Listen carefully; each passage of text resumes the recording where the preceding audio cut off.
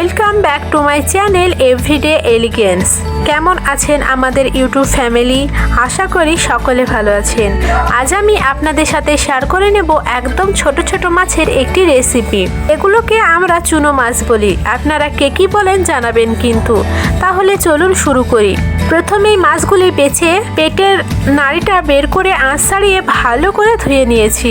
এবার এতে মাখিয়ে নিচ্ছি হলুদ গুঁড়ো এবং লবণ।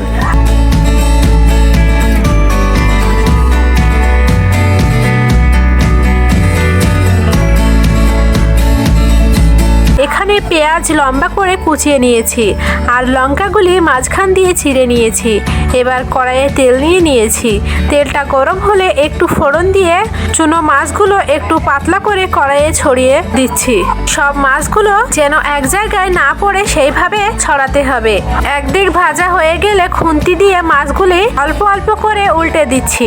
এই দিকটা এবার একটু ভাজা হোক। এই দেখুন দুই দিক ভাজা হয়ে গিয়েছে। এবার মাছগুলি অন্য একটি পাত্রে তুলে নিচ্ছি।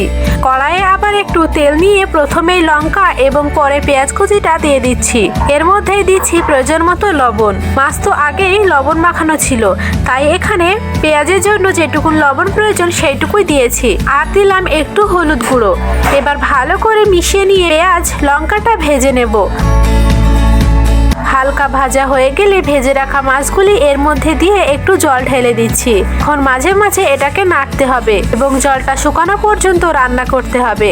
যখন জলটা প্রায় শুকিয়ে আসবে তখন রেসিপিটা কমপ্লিট হবে।